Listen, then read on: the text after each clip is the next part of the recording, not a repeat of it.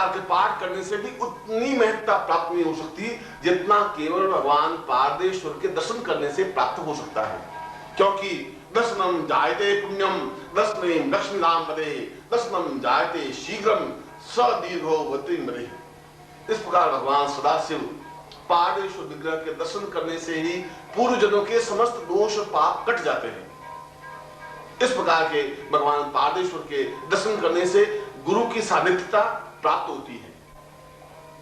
इस प्रकार के भगवान पारदेश्वर को दर्शन करने मात्र से भगवान सदाशिव के प्रत्यक्ष दर्शन संभव है। और यदि उसका विधिवत पूजन किया जाए तो निश्चय ही अपने पूर्ण स्वरूप में भगवती पार्वती के साथ सदाशिव प्रत्यक्ष रूप में उपस्थित होते ही है। और जितनी बार भी उसका आह्वान किया जाए उतनी बार ही भगवान सदाशिव प्रत्यक्ष दर्शन देकर के उसको जीवन में पूर्णता देने का प्रयास करें। लंका पर चढ़ाई प्रारंभ की तो उन्होंने मन ही मन भगवान सदाशिव को स्मरण किया और कहा कि मुझे हर हालत में विजय प्राप्त करनी ही है।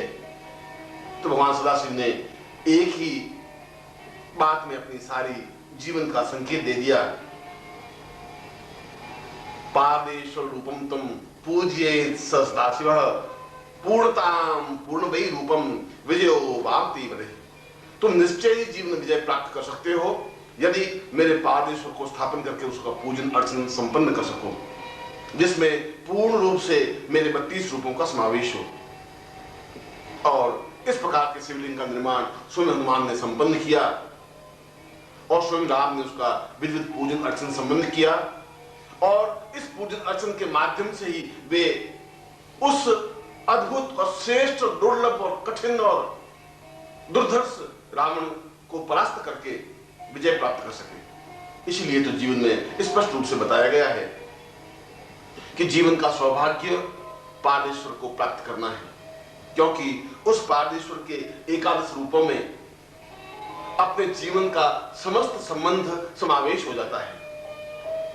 कल्याण रूपाय नमः उसका एक विग्रह है समस्त जीवन को कल्याणमय बना देना।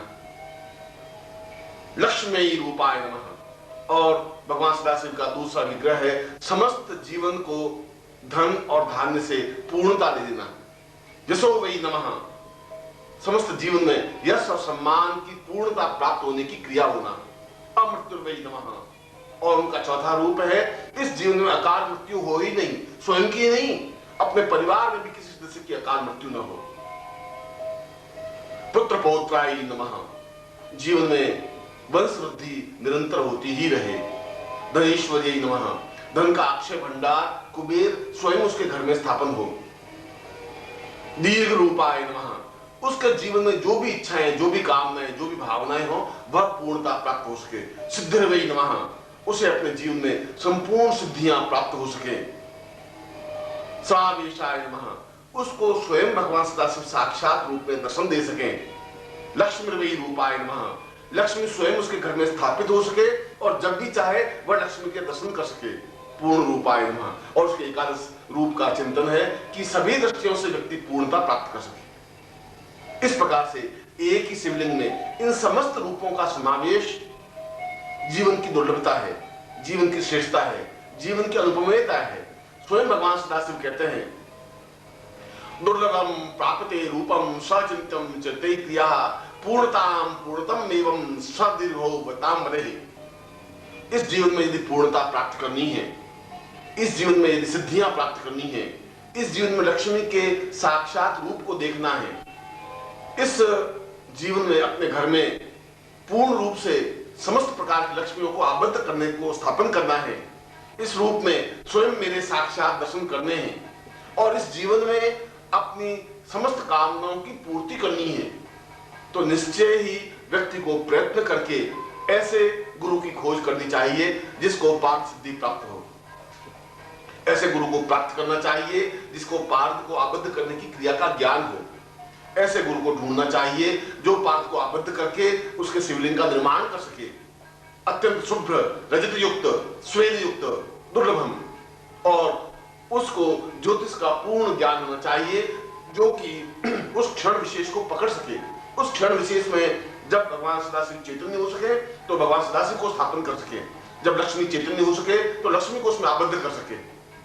प्रकार से उस 11 तोड़े के भगवान सदाशिव के पारदेश्वर विग्रह में एकादश रूपों को स्थापन कर सके और इस प्रकार से स्थापित वह पारदेश्वर शिवलिंग अपने आप में दुर्लभ और अद्वितीय बन जाता है।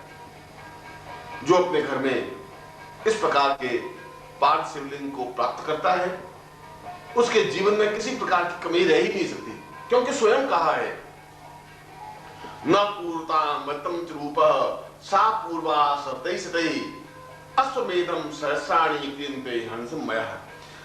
जब व्यक्ति इस चिंतन को करता है कि मुझे अपने घर में पारदेश्वर को स्थापन करना ही है, उस क्षण विशेष से ही प्रत्येक क्षण उसका राजसूय अश्वमेध यज्ञ करने के बराबर फल प्राप्त होता रहता है और वह जीवन में उन समस्त कामनाओं की पूर्ति कर लेता है जो उसके जीवन की अभिष्ट इच्छाएं होती है।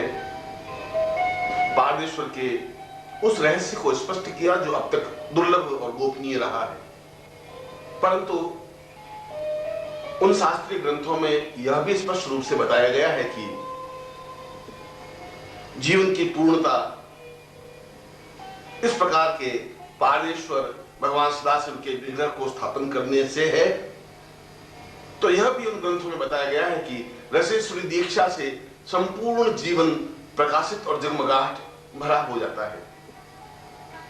रसेश्वरी दीक्षा के बारे में अत्यंत गोपनीय चिंतन और विचार भारतीय ग्रंथों में दिए हुए हैं और संसार में बहुत ही कम ऐसे गुरु हैं जिनको रसेश्वरी दीक्षा प्राप्त है और अत्यंत विरल गुरु हैं जिन्हें रसेश्वरी दीक्षा देने का ज्ञान है। वही श्रेष्ठतम गुरु कहलाता है जो पूर्णता के साथ अपने शिष्य को रसेश्वरी दीक्षा दे, क्योंकि रसेश्वरी दीक्षा के बारे में स्वयं भगवान शिव ने कहा है रसेश्वरी महादेवी पूर्णताम वैभवै नरः ससिद्धिम धनधान्यम चै पूर्ण लक्ष्मी वरै वरः। जिसको रसेश्वरी दीक्षा प्राप्त हो जाती है वह संपूर्ण पुरुष बन जाता है।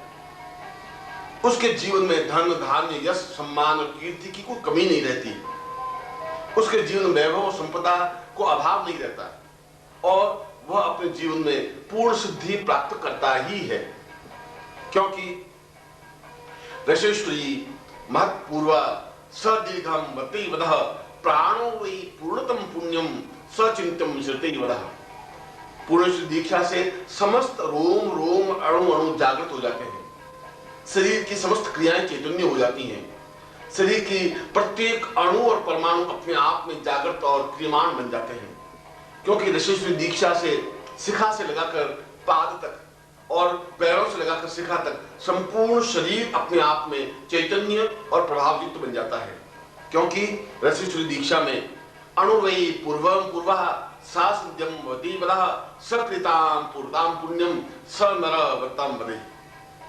जब गुरु साधक को या शिष्य को पूर्णेश्वरी दीक्षा देता है तो उसके प्रत्येक रोमकूप को स्पर्श करता है, उसके शरीर के प्रत्येक अंग को चैतन्य करता है, उसके शरीर के रोम रोम अणु अणु को जागृत और चैतन्य करता है और इस प्रकार से उसके शरीर में समस्त सुप्त क्रियाएं भी जागृत हो जाती हैं और शिखा से लगाकर पैरों तक या पैरों से लगाकर सिर तक जितने भी शरीर के अंग अवयव हैं, चाहे देहगत हो, चाहे आत्मगत हो, चाहे प्राणगत हो, वो समस्त अंगों को पूर्ण रूप से जागृत और चैतन्य करता है। स्वयं शिव पुराण में बताया गया है कि रसेश्वरी महदिव्याम पूर्वतम वते सदा कुंडलिन्याम महादिव्यम सस्दिर्वै भाम भवेत्। यदि कुंडलिनी दीक्षा नहीं प्राप्त हुई हो, यदि कुंडलिनी जागृत नहीं हो रही हो, यदि कुंडलिनी का पूर्ण आस्वादन नहीं किया गया हो, यदि प्रयत्न करने पर भी कुंडलिनी जागृत नहीं हो रही हो, यदि मूलाधार से सहस्रार तक सारा शरीर चैतन्य नहीं हुआ हो, तब भी विचलित होने की जरूरत नहीं है, क्योंकि केवल मात्र रसेश्वरी दीक्षा से ही सारा शरीर चैतन्य होते ही और सारा शरीर चैतन्य होकर एक साथ पूर्ण रूप से कुंडलिनी जागृत हो जाती है और सहस्रार जागृत होते ही उसको भूत भविष्य और वर्तमान के साक्षात दर्शन होने लग जाते हैं। इसीलिए कहा है अहत पुण्यम महापुण्यम सदीर्घाम वत्ते वदेहि।